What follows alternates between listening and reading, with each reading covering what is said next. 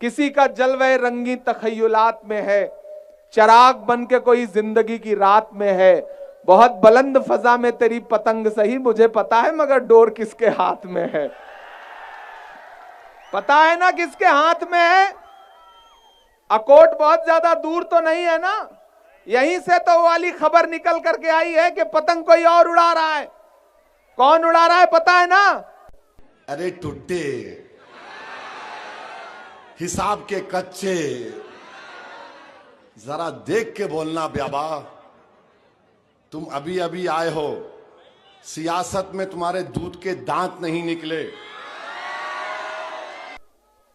जहां जहां आप जा रहे हैं सिर्फ और सिर्फ मुस्लिम नेताओं को हराने का काम कर रहे हैं, उसके अलावा कुछ नहीं। बिहार में आपने 5 मुसलमान एमएलए हरा करके 5 मुसलमान जिता लिए। कौन सी क़यादत खड़ी हो गई? एक मुसलमान को हरा करके दूसरे मुसलमान को जिता देने से क़यादत कौन सी खड़ी हो गई? मैं नहीं समझ पा रहा हूं। अच्छा, फिर अब आ जाइए टुट्टे शायर पे। इन्हें एक प्रधान का इलेक्शन नहीं जीत सकता, याद रखो। एक प्रधान का इलेक्शन नहीं जीत सकता, इन्हें नहीं जीत सकता। मगर क्या है, लैला को बोलना है। हम जो है 29 सीट पे लड़े अलायंस में।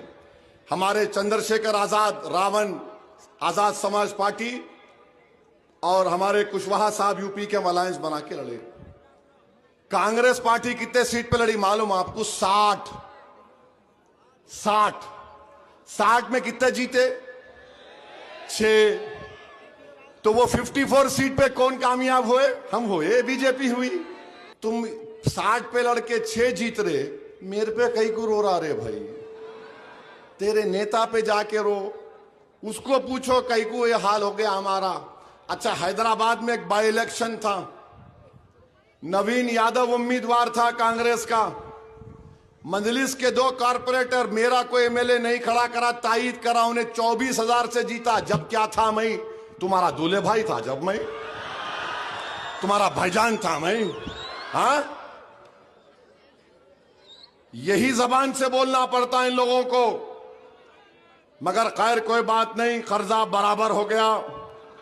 अब जो बाकी कर्जा है वो आपको 15 तारीख को पूरा करेंगे, नहीं करेंगे आप? ऐसे में फिर परदेसी मेहमान आए हैं, बड़ी बड़ी तकरीरें हो रही हैं। मैंने सुना है कि साजिद पठान को धमकियां दी जा रही हैं कि अगली बार तुम्हारे खिलाफ कैंडिडेट उतार देंगे। मेरे भाई, इज्जत और जिल्लत अल्लाह के हाथ में है, लेकिन मेरा आपसे एक सवाल है कि आपको कोई भी मुस्लिम क़यादत पसंद क्यों नहीं आती? आप इमरान प्रतापगढ़ी को गाली देंगे क्योंकि इमरान प्रतापगढ़ी देश की पार्लियामेंट में खड़ा होकर के अक़लियत के मुद्दे पर बोलता है। आपको अपने अलावा दूसरे लोग क्यों पसंद नहीं आते? 15 तारीख को वोट डालेंगे ना आप? पेट्रोल की कीमत क्या है अकोला में? 104 है ना।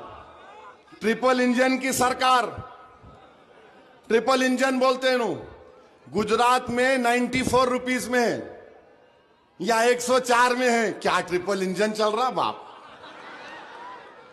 वाह वाह, हर जगह पे चले जाओ लोग परेशान हैं। बेरोजगारी का इजाफा, महंगाई का इजाफा, डेवलपमेंट का कोई नाम नहीं, किसान परेशान है।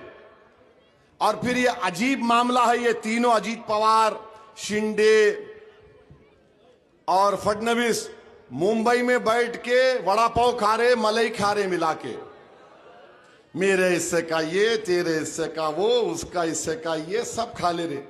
इलेक्शन आए कि एक तरफ राष्ट्रवादी, एक तरफ फडणवीस, एक तरफ शिंदे।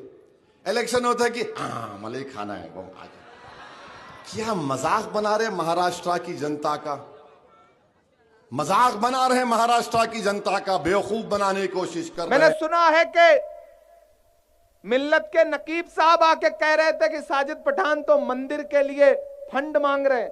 ये बोले ना, अकोला वालों जरा गूगल कर लेना, आपका एमएलए हैदराबाद में महाकाली मंदिर के लिए बजट मांगे 20 करोड़ का तो वो बहुत बड़ा अच्छा नेता है, और हमारा आमदार हिंदू मुसलमान सबके लिए बजट मांगे तो वो खराब हो गया। आप सर्टिफिकेट देंगे कि शिर्क क्या होता है, फतवा क्या होता है? आप सर्टिफिकेट देंगे? नरेंद्र मोदी जिसको सर्टिफिकेट देंगे वो हिंदू, या जिसको सर्टिफिकेट देंगे वो मुसलमान? मेरे भाई, जो चंद चिराग बचे हैं, जो थोड़ी बहुत रोशनी दे रहे हैं, उनके खिलाफ अपनी नफरत वाली सोच बंद करिए, वरना मुल्क में हुकूमतों के मंसूबे अच्छे नहीं हैं। आने वाले दिनों में साए के लिए तरस जाओगे।